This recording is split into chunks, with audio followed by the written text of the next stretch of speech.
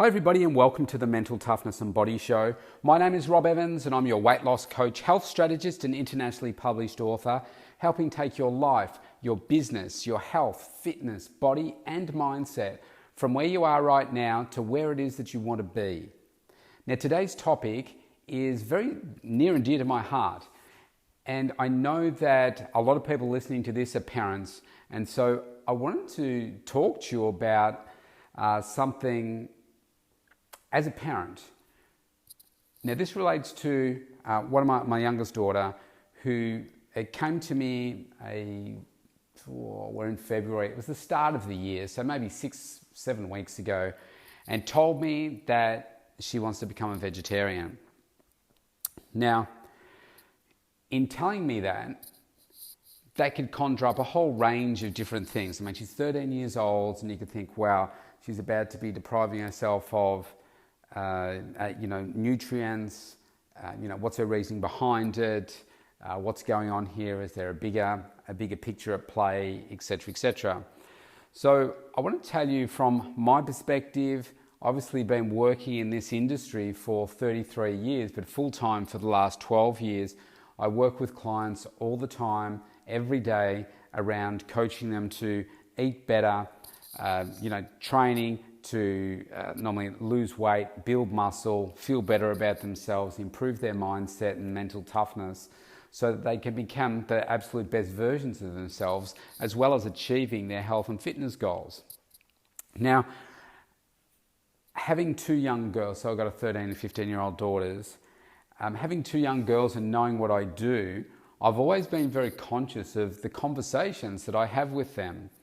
And that is because I work with people that are overweight, and they see the people come in the door when they're with me and so forth. I'm very conscious of the conversations that I have, so I don't talk to them about people being fat or don't eat that food or do eat this food, etc., because I don't want them to have issues with food from a young age, which then carry on into their adulthood. So I've always spoken to them about, what's healthy, what's unhealthy, what's, not that you can't have any particular food, but it's making sure that we balance it so that we have more of the right types of foods so that we don't end up being in an unhealthy state. And talking to them about, those sorts of topics and getting them involved with making different foods and getting them to take responsibility for making their own snacks and preparing lunches and that kind of stuff, getting them involved in cooking up recipes, looking at new recipes, seeing what they like.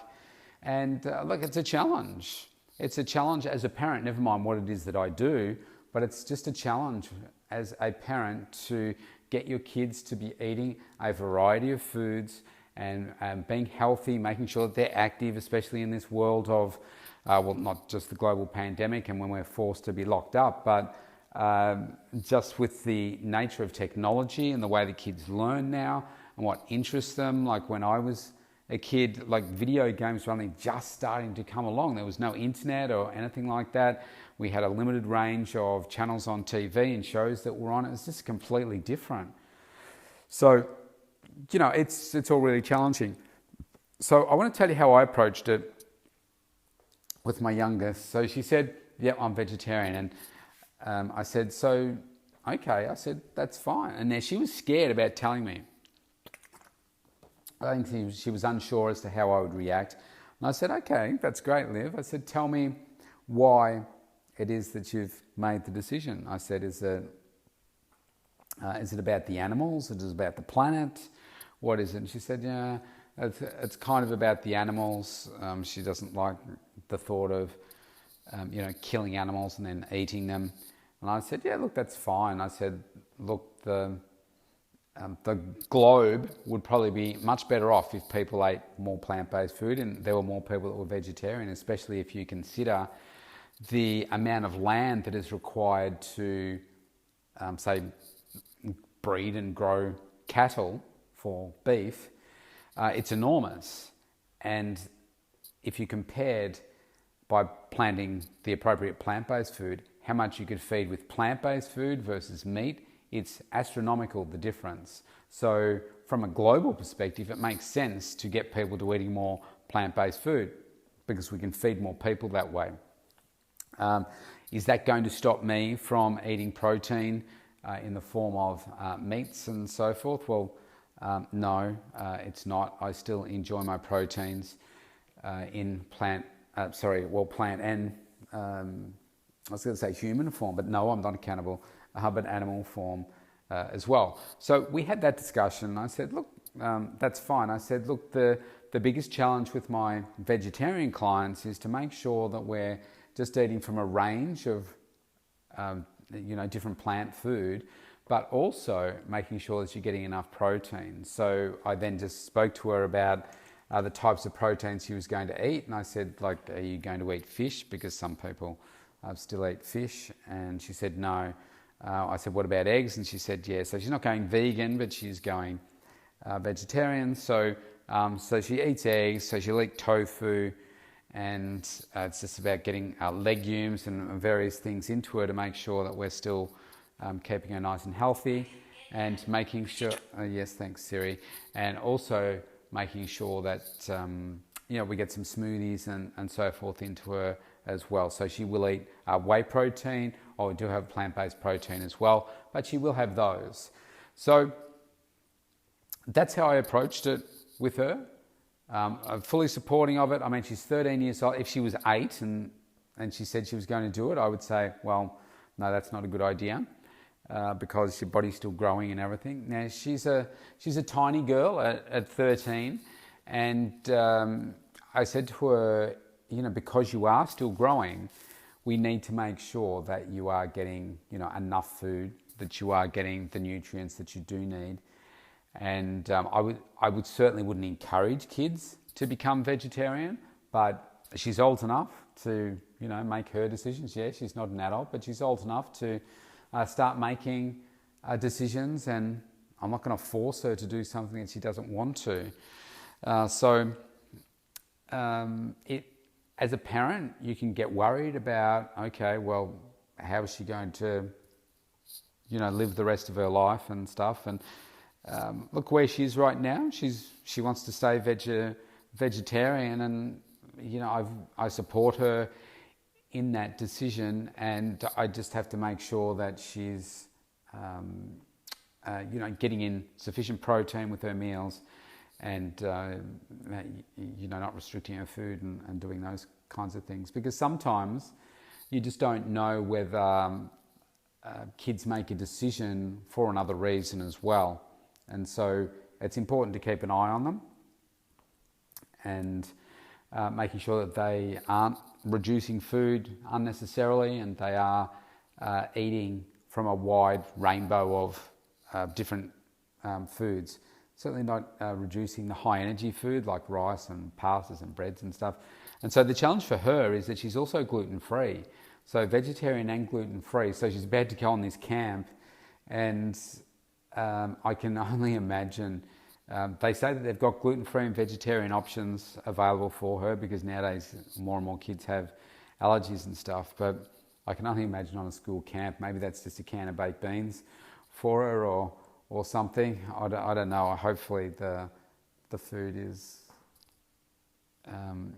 stuff that she's going to eat, because it's quite a physical camp for the week, and we don't want her to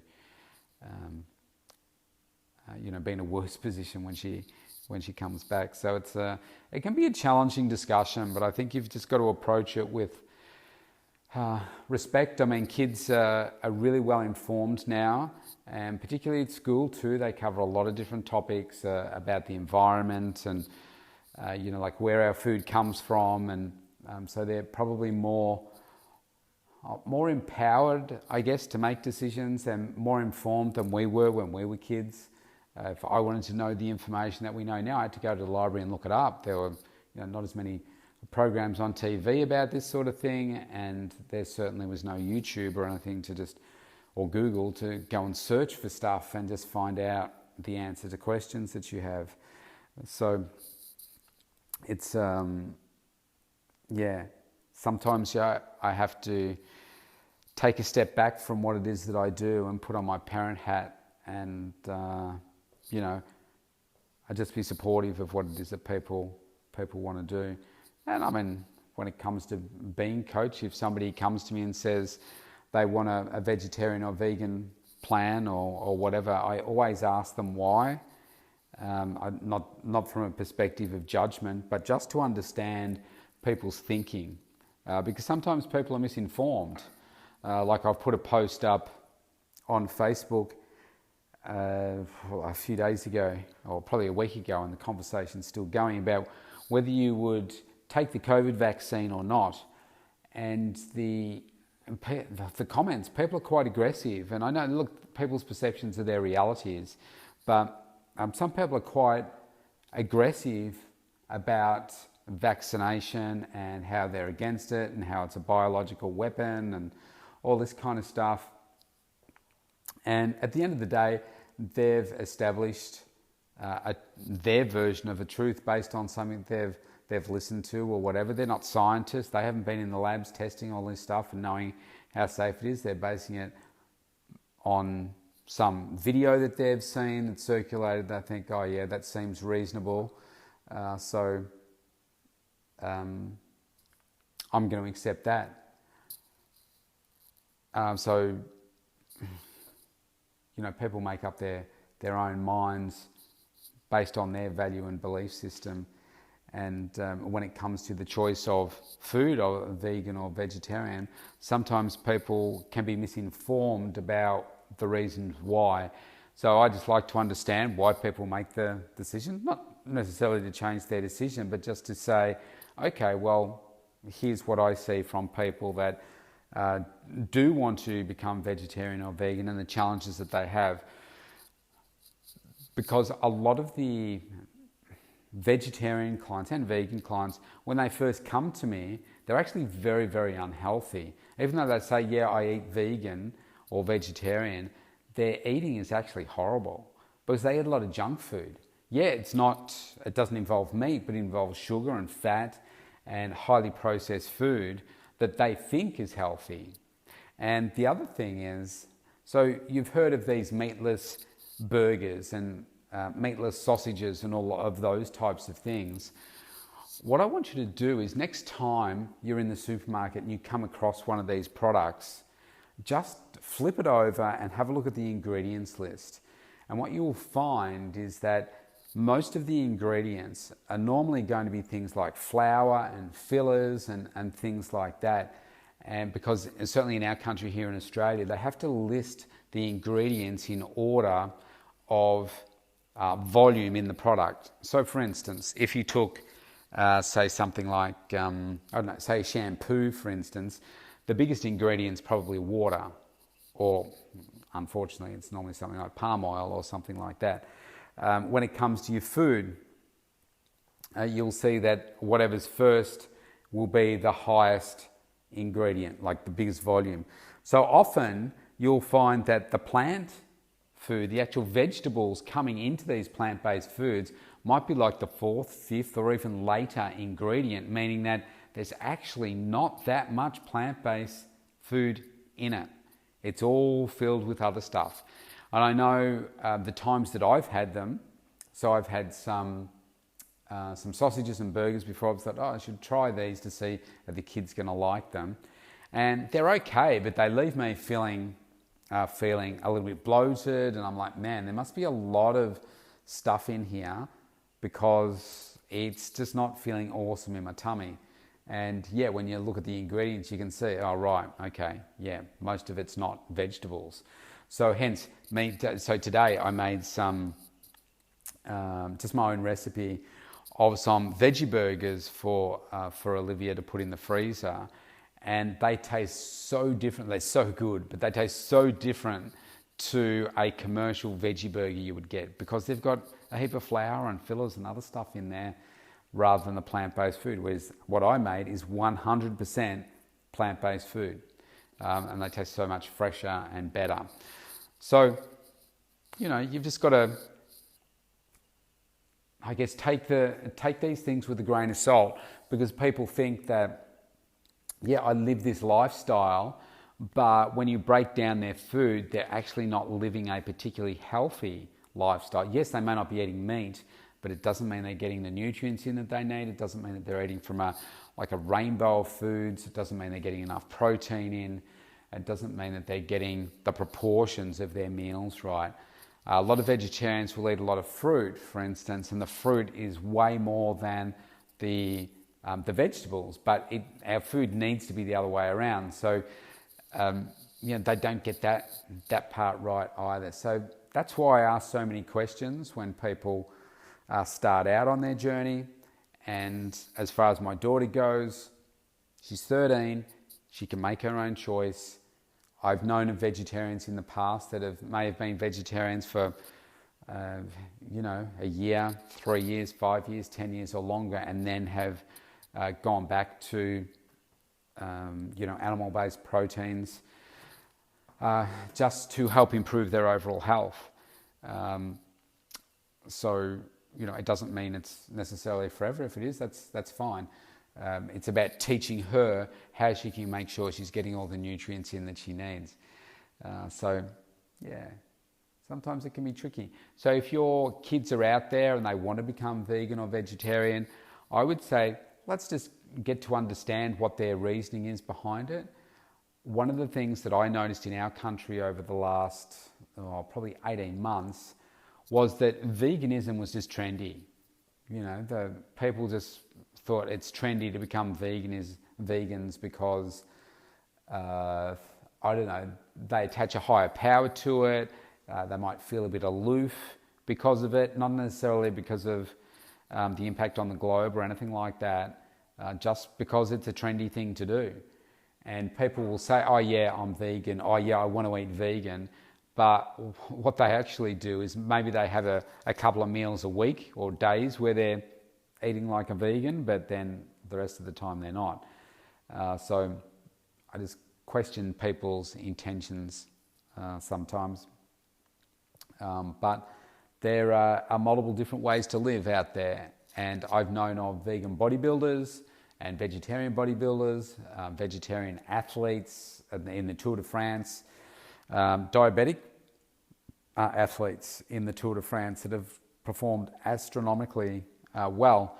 So there are multiple different ways to live, and you can get the proteins that you need. You just have to do it differently. And it doesn't necessarily mean it's easier, because I think it's more difficult than using animal proteins, but there is a way to do it. And you just need to understand, I think, people's reasonings behind doing things. And there's nothing wrong with challenging those reasons sometimes either. But at the end of the day, as a parent, we're here to support our kids, and we want them to take control of the decisions that it is that they're making in their life. And maybe this is just one that is coming your way. If it hasn't already, maybe it will. And you just need to be prepared. My suggestion, if you want to discuss this more with me, then go to thementaltoughnessandbodyshow.com, opt in for a free consultation, and let's start a conversation. Maybe your kids are having some challenges around food. Maybe it's not veganism, maybe it's not vegetarianism, maybe it's something about their body image and wanting to restrict food. And there's something called exercise-induced bulimia, where people will eat and then they will go and exercise for a long periods of time to burn off the calories that they've just consumed. Obviously there's the normal bulimia, which is purging after eating and things like that. It's a really, really complicated issue. It does need specialist attention. But if you've got some concerns in this area for yourself or for your kids or someone you know, then we can start a conversation. I can point you in the right direction. Stay safe. I'll see you tomorrow.